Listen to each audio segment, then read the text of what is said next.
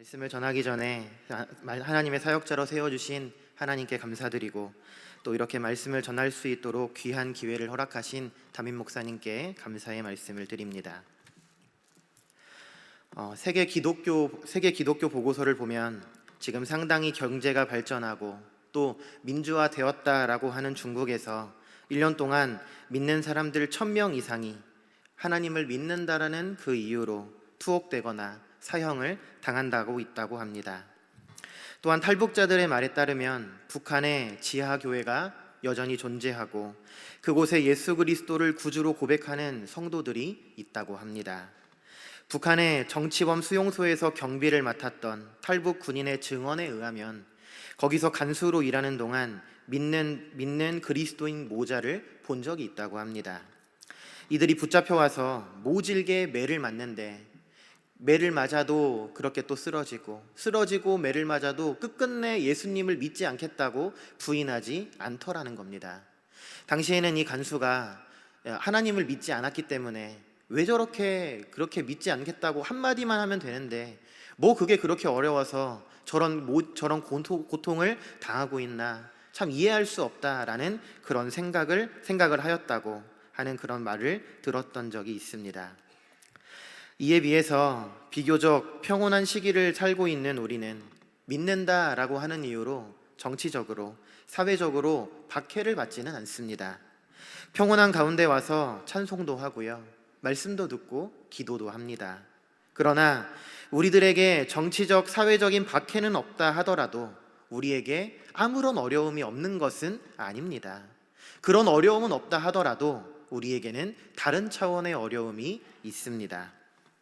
말하자면 믿는 사람이기 때문에, 하나님을 믿는 신앙을 가진 사람이기 때문에 겪는 고난이 있다는 말입니다. 뿐만 아니라 어려움이나 고난을 겪는 중에 믿음으로만 살아야 되는 신앙의 과제 또한 함께 가지고 있는 존재가 바로 하나님을 믿는 우리들입니다. 오늘 본문에 보면 시험이라는 단어가 나옵니다. 이 시험이라는 말은 헬라어로 페이라스모스라고 하는 말인데요, 이 문자적인 뜻은 유혹하다라는 뜻을 가지고 있습니다. 그러니까 우리를 유혹하여 하나님을 믿는 우리의 믿음을 어떻게든 무너뜨리려 하고, 그렇게 만드는 유혹의 수단이나 압력 같은 것들을 의미하는 신학적인 성격을 가지고 있는 단어가 바로 이 시험이라고 하는 단어입니다. 오늘 본문에 보시면 너희가 여러 가지 시험을 당하거든 이라고 말을 합니다. 우리가 여러 가지 시험을 당하는데, 우리가 그런 유혹을 당하는데 한 가지, 두 가지가 아니라 여러 가지 시험을 당한다라고 말씀합니다. 여기서 이 여러 가지라고 되어 있는 이 헬라어 포이킬로스라고 하는 단어는요, 잘 알고 계시는 이 표범의 이 가죽에 있는 점박이를 상징하는 말입니다. 표범을 보시면 이 점박이가 굉장히 많은데 그 많은 표범 중에 같은 점을 가지고 있는 표범이 단 한 마리도 없다는 겁니다. 그러니까 마치 우리가 당하고 있는 그런 유혹이, 우리가 당하고 있는 그런 어려움이나 시험이 그 표범의 점 무늬가 다 다른 것처럼 우리가 겪고 있는 시험이 그렇게 다 다른 것이고 다양한 것이고 매우 다양한 성격을 가지고 있다라고 하는 그런 특징을 갖고 있습니다. 그게 경제적인 문제일 수도 있고 공부하는 학생에게는 학업의 문제일 수도 있습니다. 자신이 목표하는 대학이나 직장에 들어가기 위하여 시험을 쳤지만 2번, 3번 연달아 실패할 수도 있습니다. 사업의 문제일 수도 있고 내 가정의 우환거리일 수도 있습니다. 원치 않는 병 때문에 혹은 원치 않았던 사고 때문에 어려움을 겪고 있는 문제일 수도 있습니다. 우리들의 삶의 말씀에 있는 것처럼 이런 다양한 여러 가지의 어려움들이, 여러 가지의 시험들이 있다는 겁니다. 그러나 기억하셔야 할 것은 이렇게 다양한 시험의 가장 아래쪽에 공통적으로 자리 잡고 있는 속성이 있는데, 그게 무엇이냐면 그것은 바로 우리의 믿음을 빼앗기 위해 여러 가지 방법으로 유혹하고 우리를 흔든다는 것입니다. 겉으로 볼 때는요, 이런 문제가 아닙니다. 겉으로 볼 때는 돈 문제고 인간 문제고 관계 문제고 사회적인 문제일 수도 있지만, 그러나 그 문제가 무엇이든지 간에 공통된 본질은 결국 우리의 믿음을 멀어지게, 우리의 믿음을 흔들어 놓는 것이라 그런 말입니다. 오늘 본문에 형제들아 너희가 여러 가지 시험을 당하거든 그랬습니다. 그러니까 이런 어려움은 저에게도 있고 앉아 계시는 성도님들에게도 있고, 아무튼 예수 그리스도를 구주로 믿고 시인하며 고백하는 모든 신자라고 한다면 이런 어려움을 겪는다라고 하는 것입니다. 우리의 믿음을 저울질하고 우리의 믿음을 빼앗아가기 위해 이런 일들이 쉬지 않고 우리의 삶에 계속해서 반복된다라고 하는 것입니다. 믿지 않는 사람들은 어려움이 닥치면 인간적인 방법으로 문제를 해결할 수 있죠. 손만 뻗으면 가까이 있는 방법으로 얼마든지 편하게 문제를 해결할 수 있습니다. 악은 악으로 갚고 죄는 죄로 갚아주고 현실에 따라서 이해 타산을 따라서 뇌물도 받고 타협도 하고 얼마든지 할 수 있잖아요. 그러나 믿는 사람은 그렇게 할 수 없는 것 아니겠습니까? 이미 어려운 상황도 나에게 발생해서 그 상황만으로도 내가 너무나도 힘들지만 그 어려운 일을 해결하고자 할 때 믿지 않는 자들과 같은 방법으로는 해결할 수 없는 겁니다. 어려움과 동시에 믿음으로만 해결해야 하는 그런 신앙의 과제를 동시에 안고 있기 때문에 믿는 자는 이중의 어려움을 겪고 있다고 말할 수 있는 겁니다. 그래서 오늘 본문의 여러 가지 시험이라고 말할 때 그것은 사건의 종류나 다양성만을 말하는 것이 아니라 이것을 하나님께서 우리에게 허락하신 방법으로 해결하지 아니하고 인간적인 지혜나 악한 방법으로 해결하려고 하다 보면 결국에는 우리 믿음을 잃어버리게 되고 하나님과 멀어지게 되는 결과를 초래할 수 있음을 우리는 기억해야 합니다. 그러므로 우리에게 어려움이 찾아올 때 그런 위험이 우리 앞에서 기다리고 있음을 우리는 늘 기억하셔야겠습니다. 이 빅터 프랭크라는 사람이 있었는데요, 이 사람은 원래 의사였습니다. 근데 이 사람이 독일의 아우슈비츠 수용소에 수감되었던 사람입니다. 나치는 그곳에서 이 사람을 마당에 세워놓고 옷을 발가벗기고 조롱하며 수치를 주었습니다. 따귀를 때리고 발로 밟고 하는 등의 인간적인 온갖 모욕을 주었습니다. 그러면서 하는 말이 네가 밖에서 얼마나 많은 사람의 돈을 후려쳐 먹었느냐, 병든 사람의 돈을 얼마나 많이 갈취했느냐라고 말하며 그 사람을 더러운 돼지라고 말하며 발로 매우 걷어찼습니다. 그런데 사실 이 사람은 하나님을 믿는 신앙 안에서 잘 믿으면서 살았던 사람입니다. 나름대로는 어렵고 힘든 사람을 최선을 다해 도와주려고 노력하며 살았던 사람인 겁니다. 그런데 어느 한순간에 인간적인 대접을 받지도 못했고 자신이 가지고 있던 자랑이며 자존심을 철저하게 짓밟을 때 속에서 화가 들끓는 것을 느꼈습니다.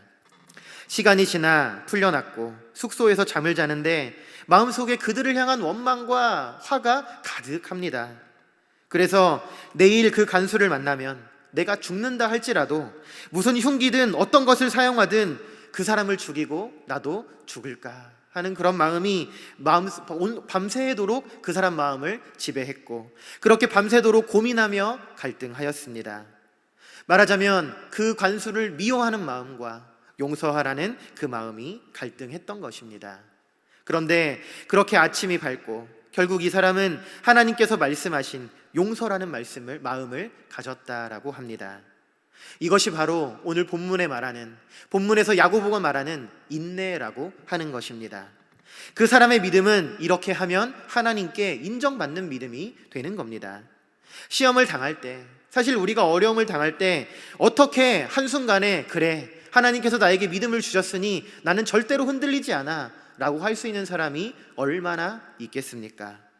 어려움을 당하면 인간이 너무나 나약하기 때문에 당연히 시험도 들고 인간적인 생각도 들고 그것에 어떻게 반응하고 행동해야 하는지에 대해서 갈등도 되고 고민도 되는 것이 우리 인간 아니겠습니까?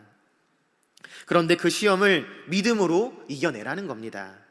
오늘 본문이 우리에게 하고 싶은 말이 바로 이겁니다.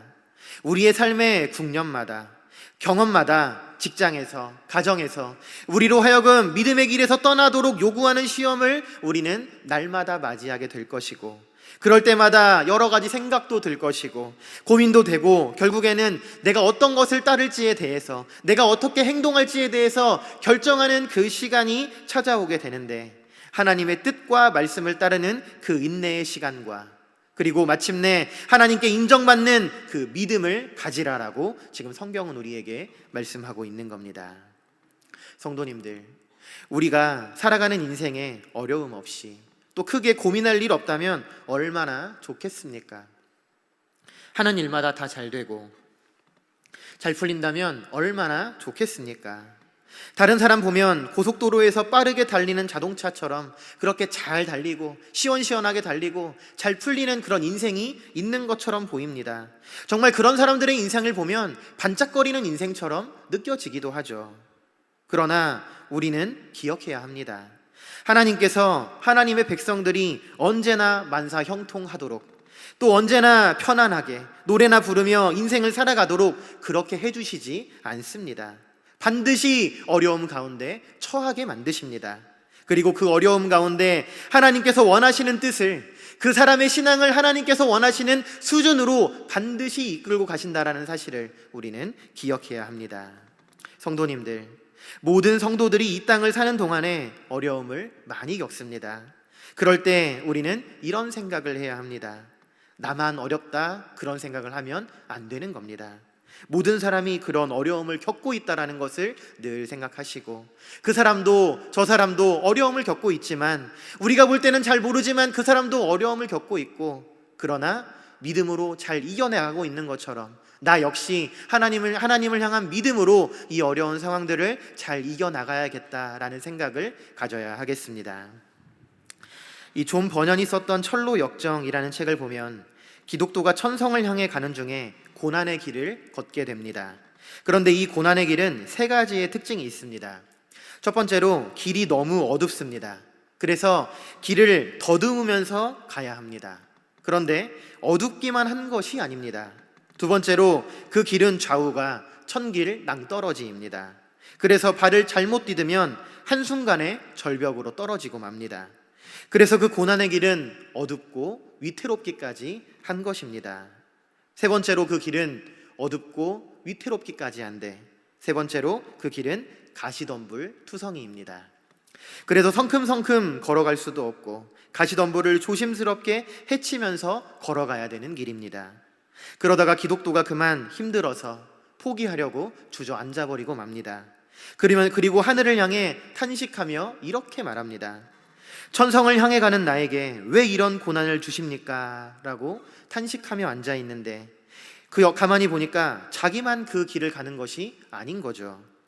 누군가 자기보다 그 길을 앞서 가고 있는데, 한 사람도 아니고 두 사람도 아니고 여러 사람이 그 길을 걸어가고 있는 거예요. 그런데 그들은 캄캄하고 어렵고 위험하고 어려운 그 길을 걸어가는데 하나님을 찬송하면서 가는 것을 보고, 그때 하늘에서 이 기독도를 향하여 소리가 들립니다. 얘야, 천성에 가는 길은 누구든지 이 길로 갔느니라. 너는 너보다 앞서 간 사람의 뒤를 따라갈 뿐이니라 그랬습니다. 성도님들, 사람이 어려운 일을 당하면 나만 어려움을 당한다고 생각합니다. 다른 이에게는 없는 어려움을 유독 나에게만 준다고 그런 착각을 하게 됩니다. 그러나 말씀드렸던 것처럼 오늘 본문에 보면 신자라면, 하나님을 믿는 신자라면 누구나 인생에서 이런 어려움을 수없이 마주하게 된다는 것을 우리는 기억해야 하겠습니다. 본문의 영어 번역 성경을 보면 우리 성경에는 온전히 기쁘게 여기라 이렇게 되어 있는데, 영어 번역 성경을 보면 그런 시험을 당할 때 모든 것을 기쁘게 여기라 라고 번역이 되어 있습니다. 이렇게 어려운 상황들이 있지만 기쁘게 여기라고 말하는 이유가 있습니다. 그것은 그 시험에, 그 어려움에 하나님의 특별한 섭리가 있기 때문입니다. 고린도후서 1장 8절에서 11절에 보시면 사도 바울이 내가 내 마음의 사형 선고를 받아 살 소망이 끊어지고 그렇게 말씀합니다. 얼마나 힘들었으면, 도대체 그 고통이 얼마나 힘들었으면 그 위대한 사도가 살 소망이 끊어졌다고, 삶의 의지를 이제 다 잊어버렸다고 그런 말을 하겠습니까? 그러나 우리는 고린도후서 1장이 어떻게 시작하는지를 절대로 잊어서는 안 됩니다. 이 부분만 읽으면 마치 사도가 모든 인생을 포기하는 것처럼 보이지만, 하나님께서 그를 아무런 상관도 하는 것처럼 보이지만, 고린도후서 1장을 시작할 때 뭐라고 하냐면 사도 바울은 자비의 아버지, 위로의 하나님이라고 말하면서 그렇게 시작합니다. 그러니까 신자가 시험을 당할 때, 신자가 어려움을 당할 때 그 시험 당하는 신자를 하나님께서 그냥 내버려 두지 않으신다는 거죠. 신자가 어려움을 당하면 믿음을 지키기 위해서 기도하면서 노력하기도 하고 애쓰기도 하고 고군분투하는데, 반드시 하나님께서 그 신자와 함께 해주신다라는 것을 성경은 우리에게 분명하게 말씀하고 계신 겁니다. 그리고 그 마음에 위로와 기쁨을 허락하시는 겁니다. 사람이 죄를 짓고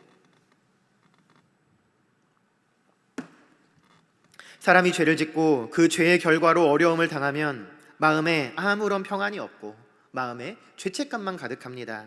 그러나 자기의 믿음을 지키기 위해서, 믿음 때문에 고난받을 때는 하나님께서 그 마음에 친히 찾아오셔서 평안을 주시는 것이고 기쁨을 주시는 것이고 힘을 주신다는 겁니다. 그렇지 않으면 신자가 어떻게 이 길을 홀로 걸어갈 수 있겠습니까? 인간의 힘으로, 그 연약한 힘으로 어떻게 이 믿음의 길을 홀로 걸어갈 수 있겠느냐, 그런 말입니다. 하나님께서 돕지 않으시면 절대로 그 난관들을 헤쳐나갈 수 없습니다. 믿음을 지키기 위하여 기도하며 노력할 때, 또 하나님의 뜻을 믿으며 앞으로 나아가려 할 때 하나님께서 우리를 도우시는 그것이야말로 하나님을 믿는 우리 신자들이 누리는 영적인 자산이요 특권이라 말할 수 있는 것 아니겠습니까? 성도님들, 신자가 믿음으로 시험을 감내하고자 한다면 그 안에서 하나님의 위로를 경험하게 될 줄로 믿으시기를 바랍니다.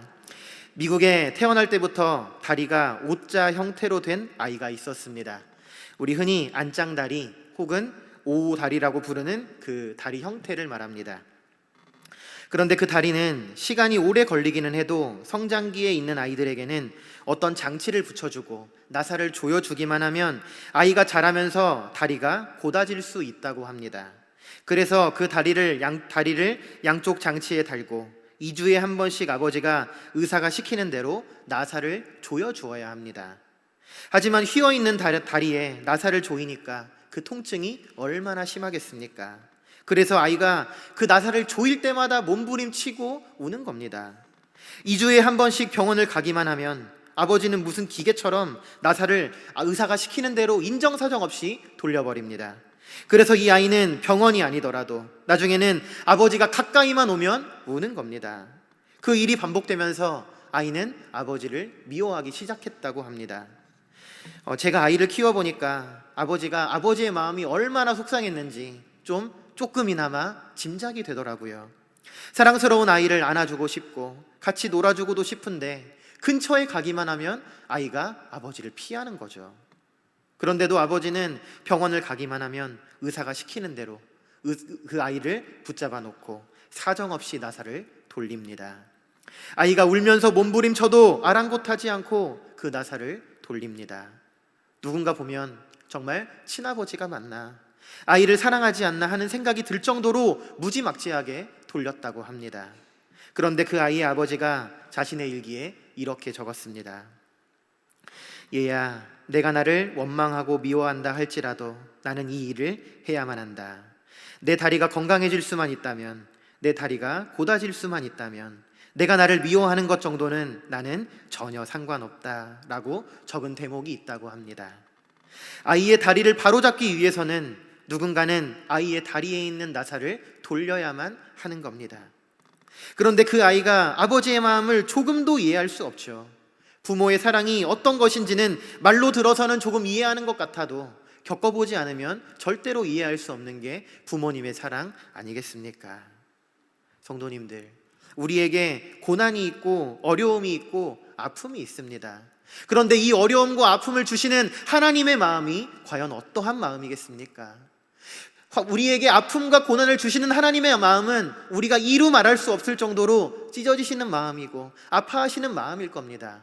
그러나 그 아픔을 주지 않으면 우리의 믿음이 성장하지 못하기 때문에 우리의 신앙이 성장할 수 없기 때문에 우리에게 그런 아픔을, 그런 찢어지는 아픔을 우리에게 주신다, 그런 말입니다. 그러니까 우리가 당하는 그 고난 안에는 하나님의 사랑이 있다라는 것을 우리는 꼭 기억하셔야 합니다. 본문 4절에 보시면 이렇게 말씀합니다. 인내를 온전히 이루라. 이는 너희를 온전하고 구비하여 조금도 부족함이 없게 하려 함이라 그랬습니다. 제가 자꾸 제 아이 얘기를 말씀드려서 죄송한데요. 제 아이가 태어날 때 병원에서 이렇게 말을 했습니다. 손가락이 5개이고요, 발가락이 5개이고요, 코도 있고요, 눈도 있고요, 귀도 다 있습니다. 이렇게 말을 했습니다. 저는 너무나 당연한 건데 이걸 왜 말해주는 걸까? 그때는 처음에 들었을 때 좀 당황했는데 나중에 생각해 보니까 이게 감사한 일이더라고요. 오늘 본문에 보시면 구비하다라는 말이 있습니다. 이 구비하다라는 말이 뭐냐면 마치 아이가 태어날 때 손가락 5개, 발가락 5개, 눈이 2개 있고 귀가 열려 있고 하는 그것들을 다 정상적으로 가지고 있다라는 말이 바로 이 구비하다라는 말입니다. 말하자면 갖고 있어야 할 것을 다 갖고 있다라고 하는 것, 그것이 구비하다입니다. 그러니까 하나님께서 우리에게 여러 가지 어려움이나 시험으로 우리를 성장하게 만드시고 인내하게 만드시고, 그렇게 인내한 끝에 우리가 마침내 무엇을 갖게 되냐면 하나님께서 하나님을 믿는 신자로서 갖고 있어야 할 그 신앙을, 그 수준의 신앙을 갖게 만드신다라고 오늘 본문은 우리에게 말씀해 주는 것입니다. 성도님들, 우리가 언제 기도를 배웠습니까? 우리가 어려울 때 기도를 배우는 것 아니겠습니까?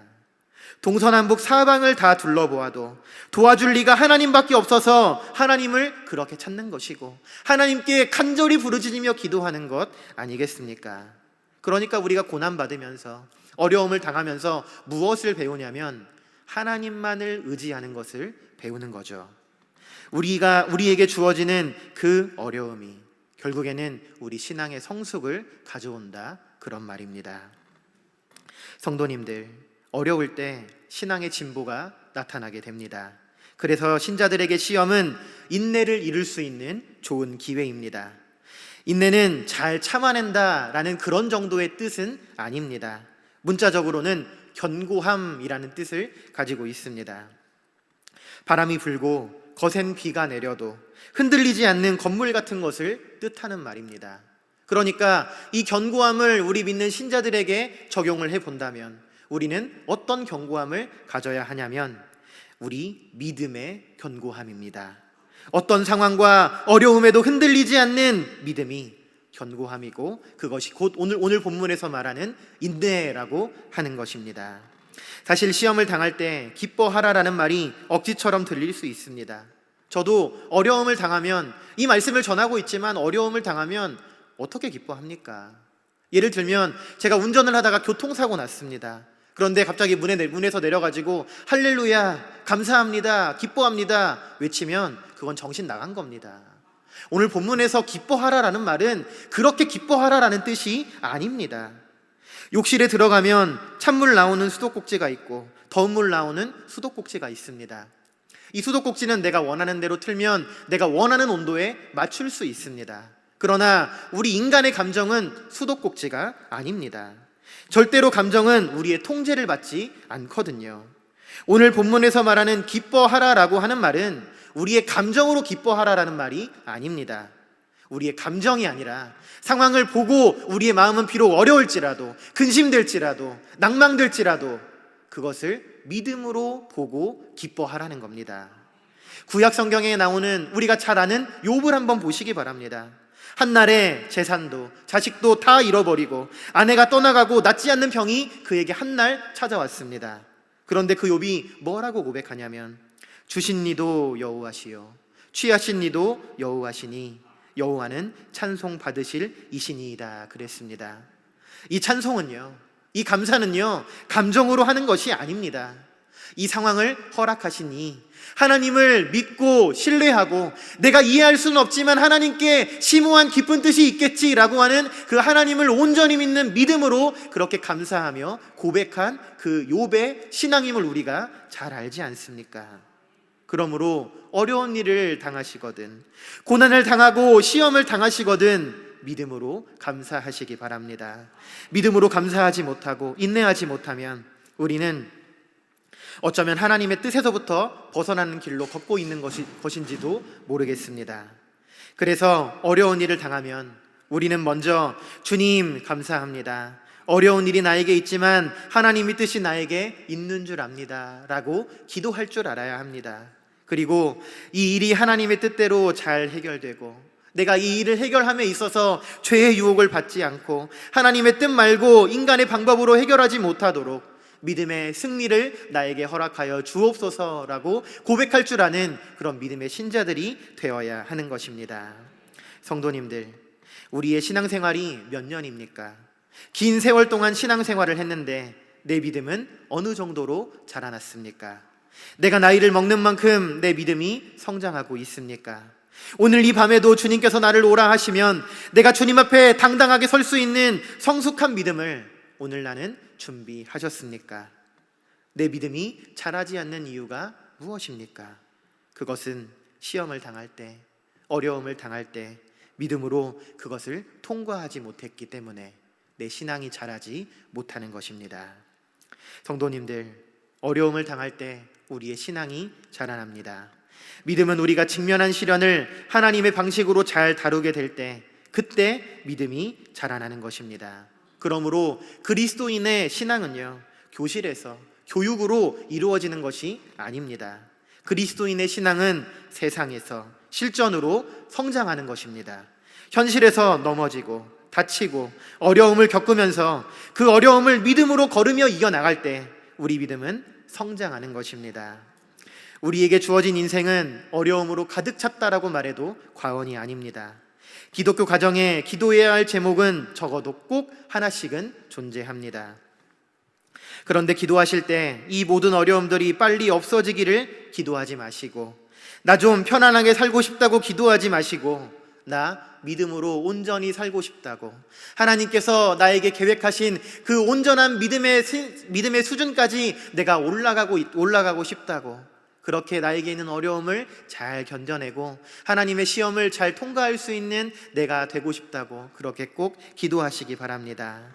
그렇게 그런 어려움들을 잘 이겨내고 믿음의 승리를 이루어낸 사람에게 주시는 하나님의 칭찬과 자부심을 영적인 특권으로 누리시기를 바랍니다. 어려움을 믿는 사람답게, 세상 사람들 같이 말고 어려움을 믿는 신자답게, 정말 하나님의 자녀답게 돌파하시기를 주님의 이름으로 간절히 소망합니다.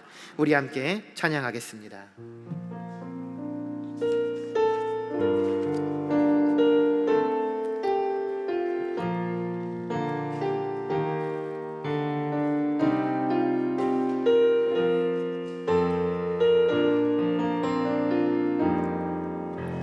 주 앞에 나와 제사를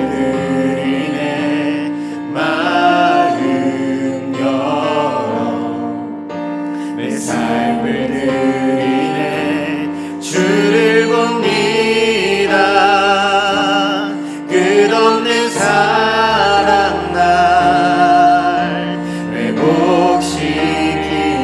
한 번 더 주 앞에 나와, 주 앞에 나와 제사를 드리네.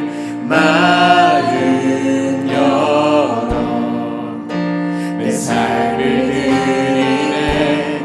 주를 봅니다. 끝없는 사랑 날 회복시키네. 이제는 들어 주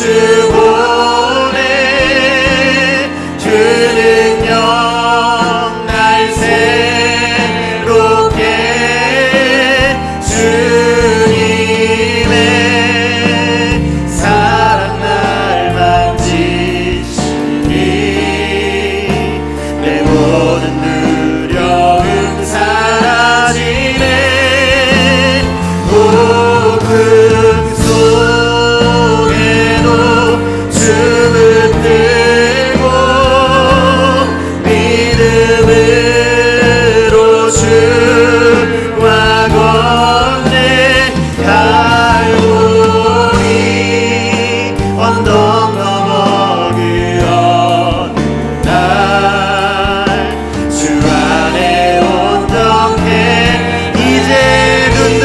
주님을 봅니다. 이제는 들어 주 보내 그 능력 날 새롭게 주님의 사랑 날 만지시니 내 모든 두려움 사라지네. 폭풍 속에도 주 붙들고 믿음으로 주와 건네 갈보리 언덕 넘어 그 어느 날 주 안에 온전해 되리. 우리 이 시간 한번 같이 기도하시겠습니다.